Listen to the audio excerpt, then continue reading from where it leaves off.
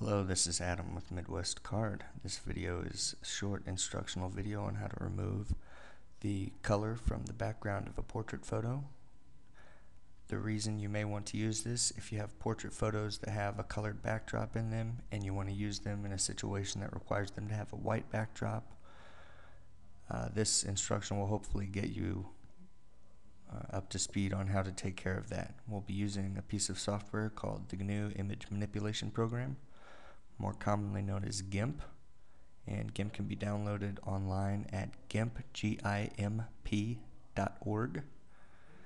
It's a pretty simple procedure. It's basically two steps. One, we're going to select the backdrop, and the second step is we're going to alter the color of that. Now when we get to the second step, like it shows down there, there's basically two versions. One of them comes out looking fairly synthetic, and the other hopefully looks like the picture was taken more naturally on a white background. So I start by opening the portrait in GIMP. Just drop it in.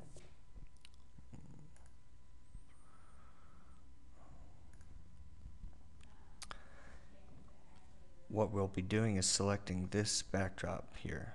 So you see the backdrop is all blue, which is a constant color, which makes this process easier. But there's some shadows, and it's very dark navy blue here, much lighter blue over here where it's light.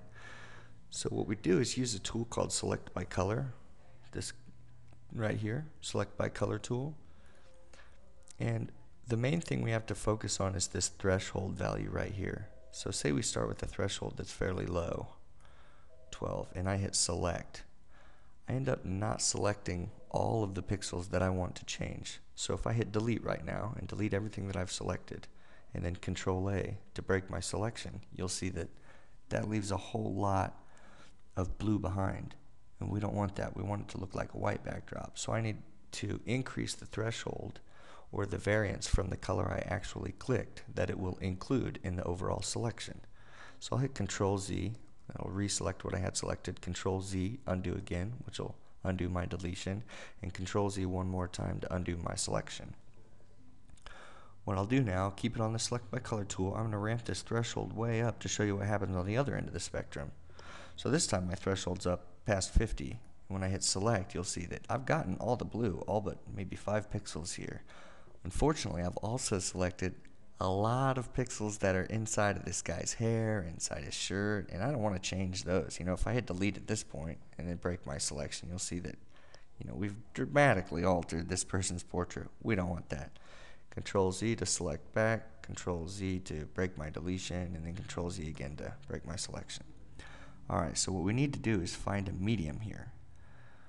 And I think that the proper value is somewhere around 32, 33. And I'm going to select, and you'll see this time we've gotten very few selections on this person's actual portrait. Very few. And we've missed very few spots out here in the backdrop, so that's good. This is easy to solve. What we do is we're going to subtract these from our overall selection and then go through and add these pixels that were missed in the backdrop to our overall selection. It's very easy to do. We use this freeform select tool. When using the freeform select tool, if I make a selection and close it off, notice that changes my total selection. I don't want to do that. What I want to do is modify this selection. So I can hit Control to remove from my current selection, or I can hit Shift to add to my current selection, and when you do that, it will show you a plus sign or a minus sign next to the tool. So I hit Control, get my minus sign, and then start a selection. I can let go of Control now, and I just go around selecting all the things that are part of my selection that I don't want to be part of my selection. Alright, then close it off. Now these items down here are no longer part of my selection. All I have left to do at this point is add these pixels that were missed to my selection. Same deal, opposite button. This time I'm going to hit Shift. Next to my tool shows a plus sign. That means I'm adding to my current selection. I start a selection. I'm going to zoom in using Control and my mouse wheel to zoom in, and then I can use the middle button to pan around. All I need to do is include all of these pixels in my selection. It's a pretty simple process. Now I'm a bit meticulous. You don't have to be this meticulous, but if you miss a couple, it's no big deal. But I like to pay attention to detail.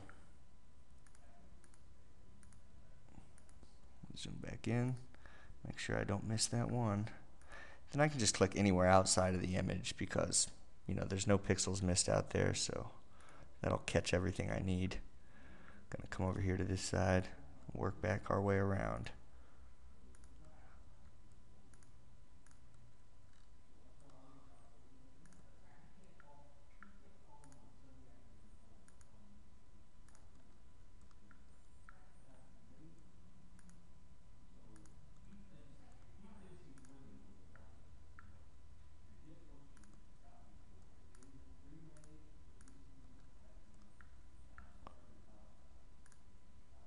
All I have to do is close my selection at this point by clicking on its original anchor point. And when I zoom back out, you'll see now we have a perfect selection. Okay, none of the pixels up here that we missed are still missed. They are all included now. And none of the pixels down here that we picked up that we didn't want to are still selected. None of them are selected. So that's step one, selecting the backdrop. Step number two, alter the color of that backdrop. So let's go through the synthetic version first. If I were to click on the eraser tool and start erasing from my selected area now, we end up with a white background. I'll undo that. The easier method would just be to hit delete.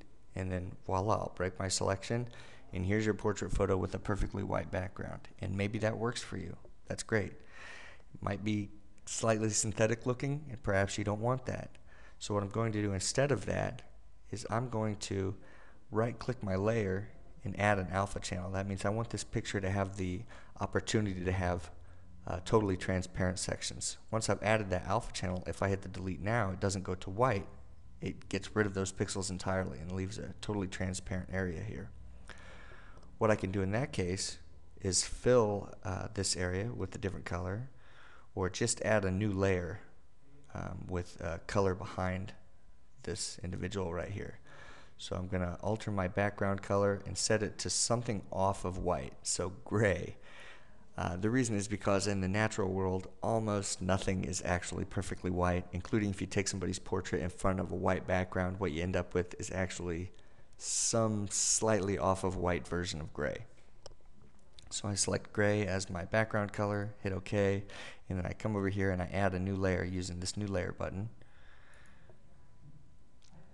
And I want to fill this layer entirely with the background color I've just selected, so this color right here. Okay, fill this layer with this background color. Hit OK. And all I need to do at this point is move this layer beneath the other one, so it's actually under this individual.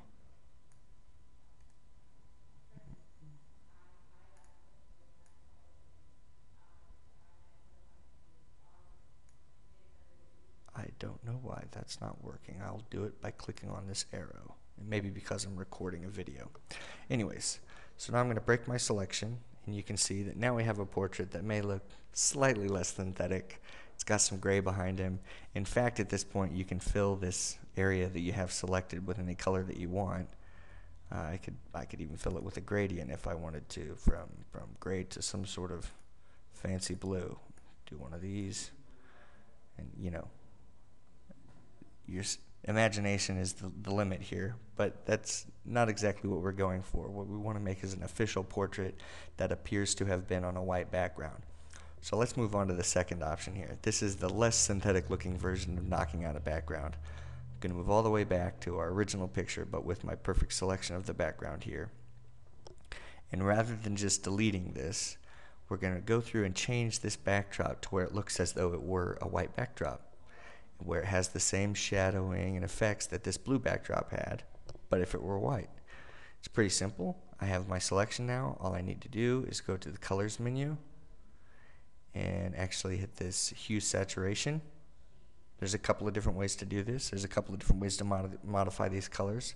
What I'm going to do is change the lightness of this till it's pretty far up, and then I'm going to saturate these values with less of the actual color. Okay, so we're moving closer to a gray. You can still see the shadows in here. Maybe you need a little bit more. You got to tweak it. You can still see some shadowing in here. We're going to ramp the brightness up a little bit as though the flash were on.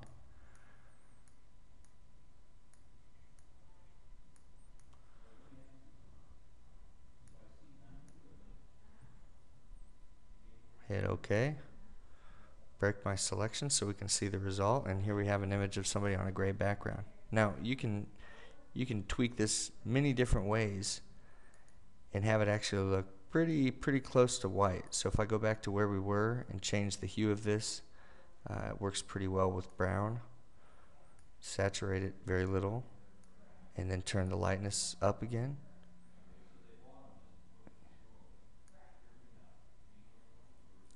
You end up with a pretty dark gray, but it's convincingly originally white. And then I can go back to colors and adjust my brightness. And the higher up I turn this, the whiter that actually ends up looking.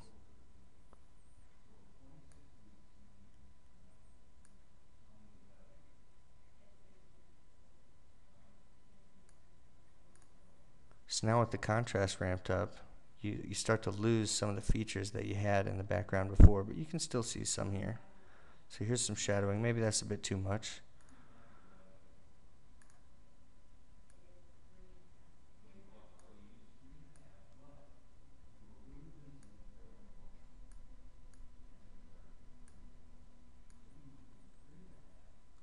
Well, I think this is a pretty fair representation, but this is going to vary from image to image based on how far the subject distance was and how bright the flash was at the time, because the color you start with is going to change how you tweak these values. Just keep in mind, the simple process is get the background selected, which again was very simple. You use the select by color tool, click on the color, maybe tweak the threshold, and then use the freeform select tool to go through and subtract from your selection in the person's portrait by using the control button, and then add to your selection up here the pixels that it misses by holding the shift button.